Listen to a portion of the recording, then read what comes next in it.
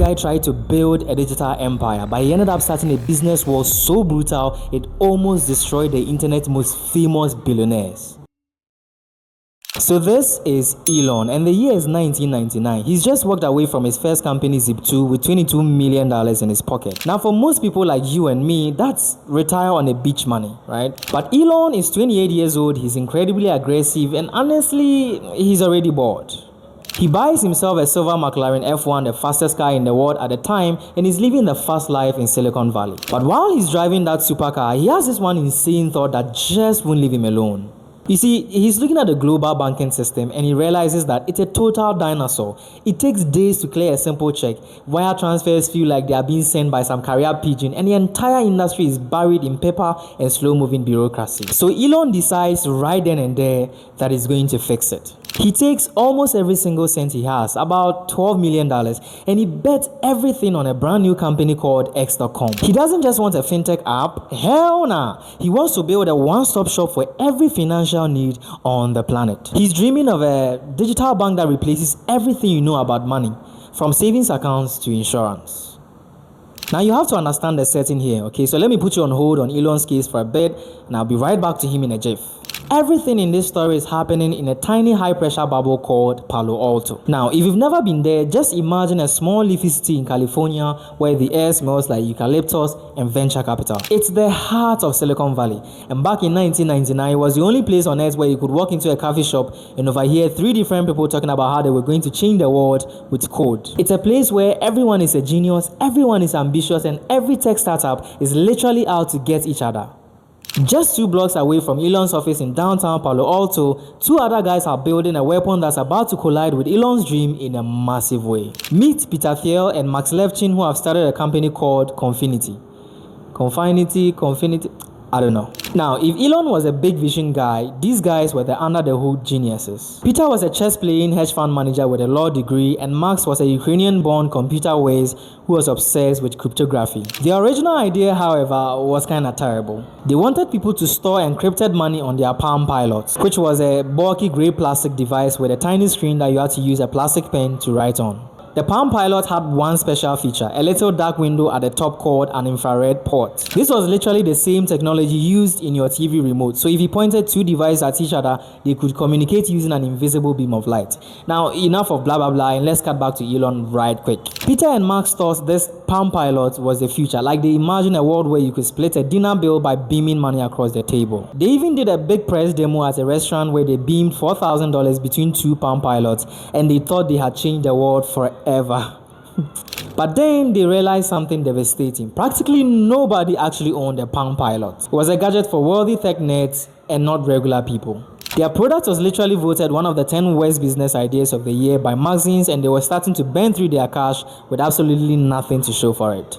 And this is where their destinies collide with that of Elon's. Right when things looked hopeless, Max notices something strange in the data. He's a mad guy, so he's always looking out for patterns, and he sees that a tiny group of users has figured out a way to utilize their web demo to send money through email instead. You see, to make the Palm Pilot thing work, they had built a simple website where you could sync your data. And specifically, people were using that email feature to buy and sell collectibles on a weird growing auction site called eBay. They didn't care about the infrared beams, they just wanted a simple way to pay for their beanie beans without having to mail a check. So Peter and Max decide to pivot immediately. They create a dedicated tool for these email payments, which they nickname PayPal. Pay a pal, as in a friend. Pay a friend. And this is where things start to get interesting though, because suddenly it's an all-out, no-hold-barred race between X.com and the PayPal team. On one side, you have Elon Musk with his millions of dollars and his plan to build a global bank. On the other, you have Peter Thiel's PayPal, which is a scrappy, single-purpose tool that is starting to grow like a digital virus. And so the war begins. Both companies realize that in the world of payments, the winner takes everything. It actually ends up being a network effect in the sense that if all your friends are on PayPal, then you have to be on PayPal too. So they start a customer acquisition war that is absolutely legendary for how much money it wasted. Elon starts offering people $20 just to sign up for X.com, and he starts giving away millions to anyone who joins. Peter and Max realize they have to match him, so they also start a referral program. $10 for you if you join, and another $10 for every friend you refer. They aren't even trying to make a profit at this point. They are literally buying users with suitcases of cash. They are burning through $100,000 every single day, and the stress is driving everyone to the brink of insanity. The staff is working 20-hour shifts and they are sleeping under their desks because the servers are constantly crashing from the sheer volume of new users. But as the numbers grow, a much darker problem starts to emerge from the shadows. You see, while Elon and Peter are doing their shakara, they've accidentally left the back door wide open. And the people walking through that door, they are not customers, they are professional criminals. This is where the Russian mafia enters the story, and it wasn't just a metaphor. Organized crime syndicate from Eastern Europe had realized that PayPal and S.com were basically unlocked vaults. These hackers were sophisticated. They would use stolen credit cards to create dozens of fake accounts. They would then pay themselves from these fake accounts into real ones and withdraw the cash before the banks even noticed the credit cards were stolen. It was a massive high-tech laundering operation. Max Levchin would wake up every single morning, check the logs, and see that hundreds of thousands of dollars had been drained from the company's bank accounts overnight. It felt like they were trying to fill a bucket with a massive hole at the bottom. The fraud was so bad that it actually threatened to kill both companies before the competition did. Max became obsessed. He would stay up for days straight, staring at code and trying to build a human test to stop the bots. This is actually how the CAPTCHA, those annoying click the traffic light boxes, was born. It was a desperate defense mechanism built in the middle of a war against the Russian mob. By early 2000, it's a scorched earth battle, and neither company is going to survive the winter because winter is coming. They are like two planes playing a game of chicken, and they are seconds away from a mid-air collision that will leave nothing but a huge crater in Palo Alto. But then the universe intervenes.